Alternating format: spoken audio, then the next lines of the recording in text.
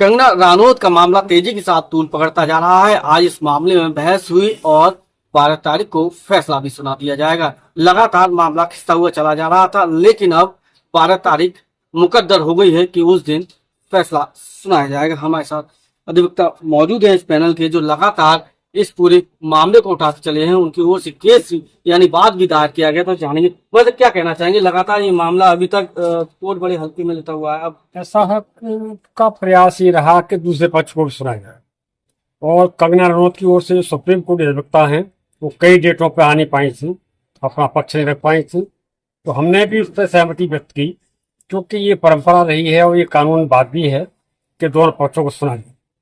हम ही को सुन करके कोई निर्णय पारित किया जाए, ये थोड़ा ठीक नहीं लगता। तो कोर्ट ने उनको मौके बार बार दिए, और पिछली तारीख को भी नहीं आ पाई थी, फिर 7 तारीख उन्होंने ली, 7 को भी नहीं आ पाई, आज 10 तारीख को आई और उन्होंने अपना पक्ष रखा। लेकिन हमारी तरफ से आदरणीय सुखबीर सिंह चौहान साहब ने कानूनी तथ्यों को बहुत ही बारीकी से कानून को रखा है, और ये साबित किया है कि ये जो अवर न्यायालय का फैसला है, आदेश है, वो न्याय संगत नहीं है, न्यायिक मस्ती का प्रयोग नहीं किया गया। देखिए, कोई भी सेलिब्रिटी अगर इतनी अमर्यादित भाषा का प्रयोग करेगा जिससे जो अनुकरणीय है, जिसको देख करके लोगों समाज को इस चेतना मिले, समाज को दिशा मिले, वही व्यक्ति ऐसा अपराध करेगा कि महात्मा गांधी के सिद्धांत का मजाक उड़ाया कि गाल पर चाटा खाने से भीख मिलती है, आज़ादी नहीं। और 1947 में जो आज़ादी मिली थी वो हमें महात्मा गांधी की भीख के कटोरे में भी थी। इस तरीके से महात्मा गांधी के साथ साथ देश के हर नागरिक का, हर क्रांतिकारी शहीद का जो फांसी की फंद में छूट गए, और हर सुंदर सेनानी का अपमान किया है। और उन्होंने ये जो कहा था 26 अगस्त 2024 को कि जो धरने पर किसान बैठे थे काले कानून के विरोध में, वहां हत्याएं हो रही थी, बलात्कार हो रहे थे, और अगर देश का नेतृत्व मजबूत नहीं होता तो अगर स्थिति पैदा हो जाती। तो हत्याएं शब्द जो इस्तेमाल किया गया, बहुत ही कहना चाहिए किसानों के ऊपर बहुत बड़ा घृणा आरोप था, क्योंकि किसान काले कानून को लेकर के धरना दे रहे थे। वहां हत्याएं नहीं हुई, वहां कोई बलात्कार नहीं हुआ।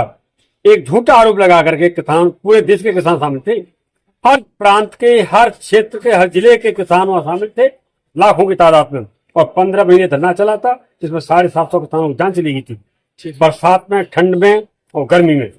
तो उस बलिदान को, त्याग को उन्होंने गाली दी, और किसानों को जो अन्नदाता है देश का, उसको अपमानित करना, ये सेलिब्रिटीज को, किसी भी सम्मान व्यक्ति को शोभा नहीं देता। वैसे क्या कहना चाहें, किस तरह की कानूनी पेचीदा आ रही थी जो जिसके चलते इतना लंबा चल गया। अब क्या आपने तथ्य रखे जिसके तहत आप में यहाँ कहीं ना कहीं वो वकील जो आदरणीय अनुसुईया जी हैं, सुप्रीम कोर्ट से आती हैं, उनका मैंने कार्ड पे भी देखा, लंदन से उन्होंने LLM किया जी, लंदन कॉलेज से उन्होंने LLM किया। तो वो कानून का उन्होंने हैवक कर दिया था, और उस पॉइंट को जो इसमें लेकुना था, इस केस में बहुत बड़ा लेकुना, वो अदालत के सामने नहीं आ पाया। क्या था वो लेकुना? वो लेकुना ये था कि पुलिस को एक रिपोर्ट 202 में एक प्रोविजन होता है कि अगर अभियुक्त टेरिटोरियल जुरिडिक्शन के बाहर, इसका मतलब ये है कि आगरा की अदालत आगरा के बाहर अगर किसी को तलब करेगी तो उसमें पुलिस की इंक्वायरी जरूरी है, ऐसा कानून है जी। वो मजिस्ट्रेट ने ऑर्डर तो किया, पुलिस ने लिखा कि कंगना जी मिली नहीं, उन्होंने अपना पक्ष रख नहीं पाए, आगे प्रयास जारी है। मजिस्ट्रेट को अधिकार क्या था, जब पुलिस की रिपोर्ट पूरी नहीं थी, मजिस्ट्रेट ने कैसे खारिज कर दिया? गलत खारिज किया था 203 में। मजिस्ट्रेट को ये रिवीजन अलाउ, आदरणीय जज साहब को रिवीजन अलाउ करना पड़ेगा, और दोबारा इसमें संज्ञान होगा, क्योंकि वो कारण कानून में वो पात्र ही नहीं था, मजिस्ट्रेट को वो अधिकार ही नहीं था कि आप मनमर्जी नहीं कर सकते। कानून से बने हुए कानून की किताब जो वकील के लिए है, वही अदालत के लिए है, वही अदालत को पढ़नी है, वही वकील को पढ़नी है। मनमर्जी नहीं है कि तुम कुछ ही कर दोगे उसको काला सफेद। अब क्या लगता है 12 तारीख की जब तारीख मुकद्दर लगती है, क्या लगता है फैसला आपको? अरे फैसला सीधे सीधे लॉ का वायलेशन, इसका जवाब उनके पास है ही नहीं। 202 की रिपोर्ट पर ही डायरेक्शन होगा कि मजिस्ट्रेट इसमें जो दोबारा पुलिस रिपोर्ट कराए, और पुलिस रिपोर्ट के बाद तब कार्रवाई होगी, और कोई जरिया ही नहीं है इनके पास। आपको क्या लगता है कि एक महिला को इस शब्दों का इस्तेमाल करना चाहिए? आप अधिवक्ता भी हैं, क्या कहना? ऐसा शब्दों का किसी भी महिला को, या अभिनेत्री, वो तो अभिनेत्री है, देश उनको अच्छे से सुनता है, और उन्हें ऐसे गलत शब्दों का इस्तेमाल किया, इससे पूरा देश जो कि धरने पे बैठे हुए थे उन सबकी भावनाओं को ठेस पहुंची है।